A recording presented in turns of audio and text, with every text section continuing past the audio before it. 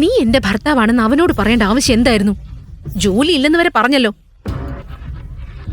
ഇതെല്ലാം പറഞ്ഞിട്ടും അവൻ ജോലി ഓഫർ ചെയ്തപ്പോ നീ എന്തുകൊണ്ട് സമ്മതിച്ചില്ല? എത്ര നാൾ ഞാൻ ഇങ്ങനെ നിന്നിരുത്തി തീറ്റിക്കണം? നന്ദിനി, യാഷിന്റെ നോട്ടം എനിക്ക് അത്ര ശരിയായി തോന്നുന്നില്ല. അവൻ നിന്റെ കമ്പനി രക്ഷിക്കാൻ പണം തരുന്നതല്ല.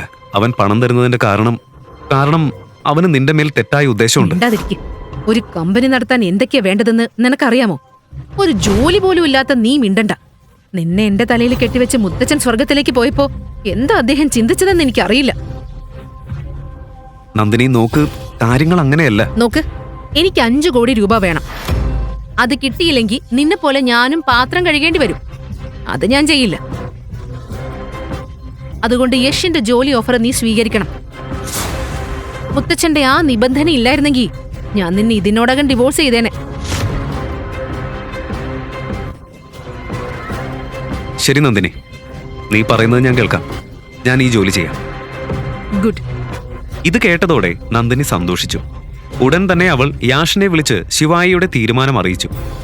ഓക്കെ, നാളെ അവന് ഇന്റർവ്യൂവിന് വേണ്ടി ഓഫീസിലേക്ക് കൊണ്ടുവരൂ. Okay, bye bye. എന്ത് സർ, നന്ദിനിയുടെ ദരിദ്രനായ ഭർത്താവിന് നമ്മുടെ കമ്പനിയിൽ ജോലി കൊടുക്കേ? നമ്മുടെ റെപ്യൂട്ടേഷൻ എന്താവും? വഴിയിൽ കിടക്കുന്ന ആരെയെങ്കിലും ഞാൻ ഉണ്ടാക്കിയ കമ്പനിയിൽ എടുക്കുമെന്ന് നിനക്ക് തോന്നുന്നുണ്ടോ? ഇതെന്താ ചാരിറ്റിയാണ്? നമ്മുടെ കമ്പനിയിൽ ടോയ്ലറ്റ് വൃത്തിയാക്കാൻ ഒരാൾ വേണമെന്ന് പറഞ്ഞിരുന്നില്ലേ? മനസ്സിലായി സർ. അടുത്ത ദിവസം രാവിലെ നന്ദിനി ശിവായിയെ യാഷിന്റെ ഓഫീസിലേക്ക് കൊണ്ടുപോയി. വഴിയിലുടനീളം ഇന്റർവ്യൂവിൽ എങ്ങനെ സംസാരിക്കണമെന്നൊക്കെ നന്ദിനി ശിവായിക്ക് പഠിപ്പിച്ചുകൊണ്ടിരുന്നു. Okay okay sir. Hi. Hi Nandini, how are you? I am good. അകത്ത് വരൂ, ഇരിക്കൂ. അവിടെ നിൽക്ക്. വെയിറ്റ്, മേനക കേൾക്ക്. Yes sir. ശിവായിയെ പുറത്തേക്ക് കൊണ്ടുപോയി ഫോം പൂരിപ്പിക്കേ. ഫൈൻ. പിന്നെ പുറത്തുപോയി ആരോടും എന്നെ ഡിസ്റ്റർബ് ചെയ്യരുതെന്ന് പറയണം. എനിക്ക് നന്ദിനിയുമായി കുറച്ച് പേഴ്സണൽ കാര്യങ്ങൾ സംസാരിക്കാനുണ്ട്, മനസ്സിലായോ? ഇതെല്ലാം കണ്ട് ശിവായിക്ക് ദേഷ്യം വരുന്നുണ്ടായിരുന്നു. പക്ഷെ നന്ദിനിക്കായി അവൻ മൗനം പാലിച്ചു. ഇതിൽ നിന്റെ ഡീറ്റെയിൽസ് പൂരിപ്പിച്ച് ഇതിൽ സൈൻ ചെയ്. മാം, ഇതിലെവിടെയാ സൈൻ ചെയ്യേണ്ടത്? വിവരമില്ലേ? കാണുന്നില്ലേ? ഇവിടെയാ സൈൻ ചെയ്യേണ്ടത്. ശിവായി ഫോം പൂരിപ്പിക്കുമ്പോൾ മാനേജർ അതിവേഗം യാഷിന്റെ ക്യാബിനിലേക്ക് കയറി. യെസ് സർ, ദിനേഷ് സാർ എത്തിയിട്ടുണ്ട്. യാഷിന്റെ അങ്കിളായ ദിനേഷ് മുൻ ആർമി ഓഫീസറും ഇപ്പോൾ ഉജ്ജയിനിലെ വലിയ ബിസിനസ്സുകാരിൽ ഒരാളുമായിരുന്നു. യാഷ് അവനൊപ്പം ജോലി ചെയ്തും അവന്റെ പണത്തിൽ ആശ്രയിച്ചുമാണ് ജീവിച്ചത്. നന്ദിനി, നമുക്ക് പോണം, വാ.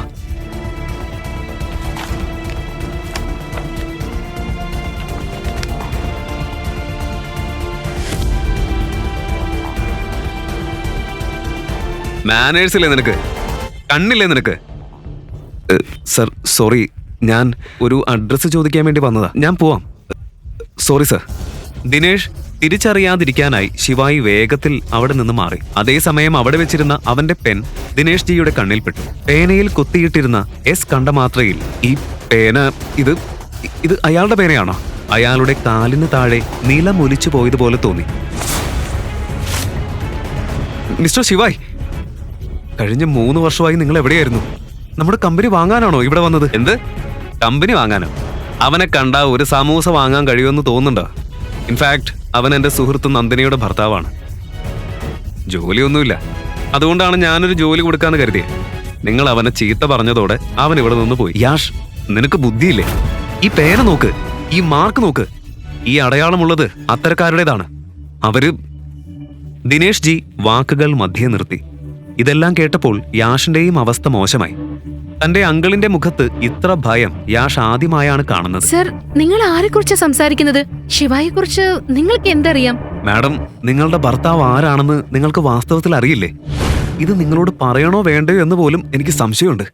ഇതിന്റെ അർത്ഥം ശിവായ് സാർ ഉജ്ജയിനിലുണ്ട് എന്നതാണ്. ഇനി എന്തോ വലിയൊരു സംഭവം നടക്കാൻ പോകുന്നു. എന്റെ ടീമിനെ ഞാൻ അലർട്ട് ചെയ്യണം.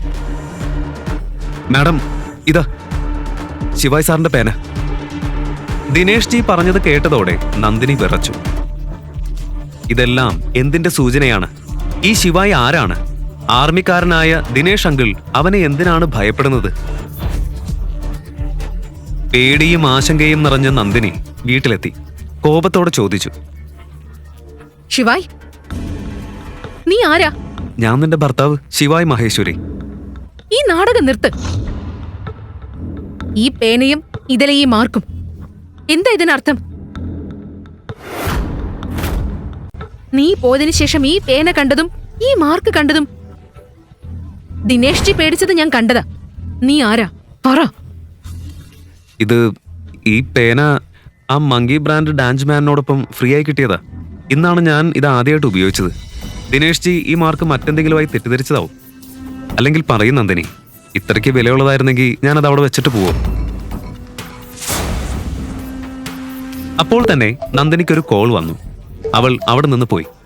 അടുത്ത ദിവസം വൈകിട്ട് നന്ദിനിയുടെ കോളേജ് റീയൂണിയൻ പാർട്ടിയായിരുന്നു. നന്ദിനി,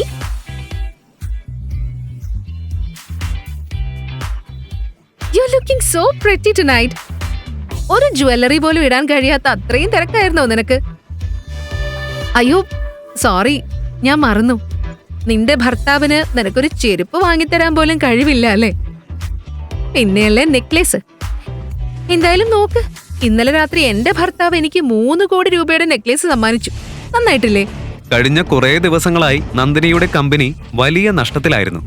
ഒരു ഇൻവെസ്റ്ററെ അവൾ തിരയുകയായിരുന്നു. കോളേജ് കാലത്ത് അവളോട് ഫ്ലേർട്ട് ചെയ്തിരുന്ന സമ്പന്നനായ ദേവും ഈ പാർട്ടിയിൽ എത്തിയിരുന്നു. അവനോട് തന്നെ നിക്ഷേപം ചോദിക്കാം എന്ന ചിന്ത അവളുടെ മനസ്സിൽ വന്നു.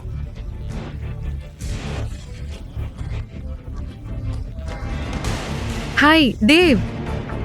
അപ്പോഴേക്കും ഒരു ബൊക്കെ പിടിച്ച് ശിവായി അവിടേക്കെത്തി. ക്ലബിലെ തിരക്കിനിടയിൽ ശിവായിയുടെ കണ്ണുകൾ നന്ദിനിയെ തേടി. ഒരു കോണിൽ വൈൻ കുടിച്ചുകൊണ്ടിരുന്ന നന്ദിനിയെ കണ്ടതും അവൻ അവിടേക്ക് ഓടി. ശിവായിയെ കണ്ടതോടെ നന്ദിനി കോപം കൊണ്ട് കത്തി. നീ ഇവിടെ എന്തിനാ വന്നത്? അതും ഈ വൃത്തികെട്ട ഡ്രസ്സില്. ചപ്പലിട്ടാ വന്നിരിക്കുന്നത്. ഗാർഡ്സ് നിന്നെ എങ്ങനെ അകത്തേക്ക് വിട്ടത്? ഇല്ല ഇല്ല, നീ വീട്ടിൽ മറന്നു വെച്ച ഈ ഫോൺ തിരികെ തരാൻ വേണ്ടിയിട്ടാ ഞാൻ വന്നേ. പിന്നെ ഈ ബുക്ക്, ഇതെന്താ ഈ നാടകം? ഇന്ന് നമ്മുടെ 3ാമത്തെ വിവാഹ വാർഷികമാണെന്ന് നീ മറന്നിരിക്കാം. അതുകൊണ്ടാണ് ഇന്ന് ഞാൻ എന്നെക്കുറിച്ചൊരു കാര്യം നിന്നോട് പറയാൻ വേണ്ടി വന്നത്. അവിടെ നിന്നിരുന്ന എല്ലാവരുടെയും കണ്ണുകൾ ഇപ്പോൾ ശിവായിലേക്കും ദേവിലേക്കും നന്ദിനിയിലേക്കുമായിരുന്നു.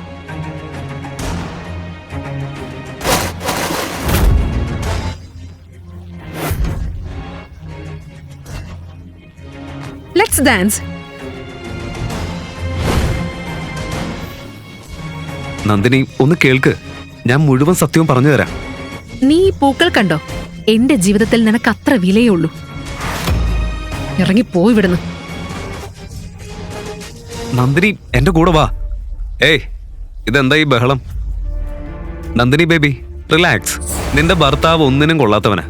ഞാനങ്ങനെയല്ല. പറയ്, നിനക്ക് എത്ര പണം വേണം? 1 കോടി, 2 കോടി, 10 കോടി? ദേവ്, നീ എന്നെ സഹായിക്കൂ. തീർച്ചയായും. എൻഡ് ഓഫ് ദി ഡേ നീ എന്റെ സുഹൃത്തല്ലേ. പക്ഷെ ഒരു നിബന്ധനയുണ്ട്. 2 കോടിക്ക് നീ ഇന്ന് മുഴുവൻ വൈകുന്നേരം എന്റെ മടിയിലിരിക്കണം. 10 കോടിക്ക് ഒരു രാത്രി മുഴുവൻ നീ എനിക്ക് നൽകണം. പറയേ, സമ്മതമാണോ?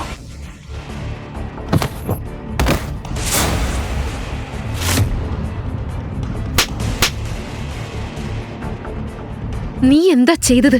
നിനക്ക് ബുദ്ധിയില്ലേ മണ്ട? ശിവായ്, നീ എന്താ ചെയ്തത്? ഈ പാവ എന്നെ സഹായിക്കാനാ വന്നത്. ഇപ്പൊ തന്നെ നീ അവനോട് മാപ്പ് പറയണം. മാപ്പ് പറ. മാപ്പോ? എന്റെ ചെരുപ്പ് പോലും അവനോട് മാപ്പ് പറയില്ല. നന്ദിനി, നീ എന്റെ കൂടെ വാ. ഇവിടെ ശിവായ് മഹേശ്വരി ആരാ? ഞാനാണ് ശിവായ് മഹേശ്വരി. ജീവൻ വേണമെങ്കിൽ നിന്റെ ഈ ഗുണ്ടകളെയും കൂട്ടി ഇവിടെ നിന്ന് മാറിപ്പോ.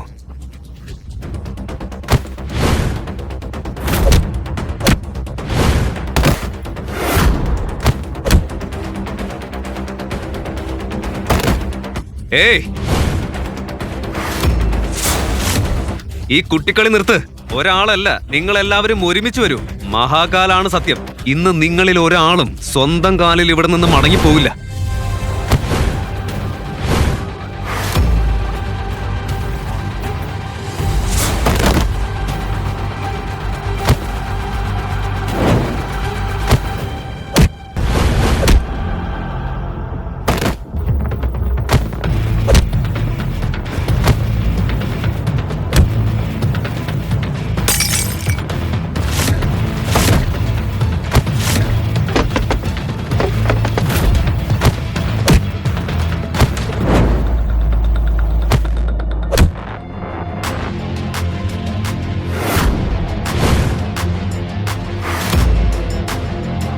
Head shot. എന്ത് തരത്തിലുള്ള സ്ക്വാഡിനെ നീ അയച്ചത്? എല്ലാം തീപ്പെട്ടിക്കോല് പോലെ വീണ് കിടക്ക. എന്ത്? ഇവരെന്റെ ഏറ്റവും അപകടകാരികളായ ആളുകളായിരുന്നു. ഞാൻ തന്നെ അവിടെ വരാം. എന്ത്? Head shot? ദൈവമേ, അവൻ അണ്ടർവേൾഡിലെ ഏറ്റവും വലിയ ഗുണ്ടയാ. അവന്റെ കണ്ണ് ഒരാളിൽ വീണ് കഴിഞ്ഞാ അവന്റെ നാളുകൾ തീർന്നതായേ കണക്കാക്കാൻ പറ്റൂ. കുറച്ചുകൂടി കാത്തിരിക്കേ. അവന്റെ അവസാനം അടുത്തിരിക്ക. കുറച്ചു നേരം കഴിഞ്ഞപ്പോൾ പാർട്ടിക്ക് പുറത്തേക്ക് 10 ജീപ്പുകളുടെ ഒരു കോൺവോയ് എത്തി. അകത്തു നിന്നവരുടെ ശ്വാസം പോലും നിലച്ചുപോയി.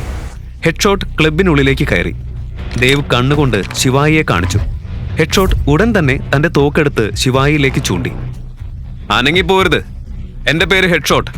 ഇന്നുവരെ എന്റെ ലക്ഷ്യം തെറ്റിയിട്ടില്ല. നിങ്ങളെല്ലാവരും പാർട്ടി ആസ്വദിക്കും. ഇയാളെ ഞാൻ എന്റെ താവളത്തിലേക്ക് കൊണ്ടുപോയി തീർക്കാം. പക്ഷേ അവന്റെ ശരീരത്തിലെ ഓരോ അസ്ഥിയും ഞാൻ തകർക്കുന്നില്ലെങ്കിൽ പിന്നെ പറയാം. നിമിഷങ്ങൾക്ക് മുൻപ് ഗുണ്ടകളോട് പോരാടിക്കൊണ്ടിരുന്ന ശിവായി അവിടെ തന്നെ അനങ്ങാതെ നിന്നു. ഹെഡ്ഷോട്ടിന്റെ ആളുകൾ ശിവായിയെ പിടിച്ചുകെട്ടി കൂട്ടിക്കൊണ്ടുപോയി. നന്ദിനിയും ദേവും അവരുടെ പിന്നാലെ പോയി. ഹെഡ്ഷോട്ടിന്റെ കാറിന്റെ പിന്നിലെ ഡിക്കിയിൽ ശിവായിയെ കെട്ടിയിട്ടു.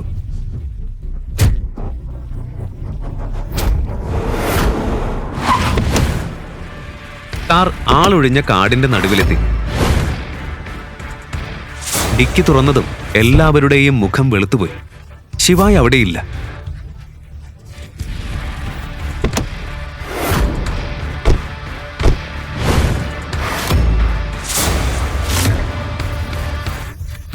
ഇതെങ്ങനെ സാധിക്കും? കാർ എവിടെയും നിർത്തിയില്ലല്ലോ. കെട്ടിയിട്ട ഒരാൾ ഓടിക്കൊണ്ടിരിക്കുന്ന കാറിൽ നിന്ന് എങ്ങനെ രക്ഷപ്പെടും? അപ്പോഴേക്കും ഹെഡ്ഷോട്ടിന്റെ കണ്ണ് അവിടെ കിടന്ന ഒരു പേനയിൽ വീണു. അത് കണ്ടത് മാത്രം അവന്റെ മുഖം പൂർണ്ണമായി ചുവന്നുപോയി. ഈ പേന ഇത് അവന്റെ ആണോ?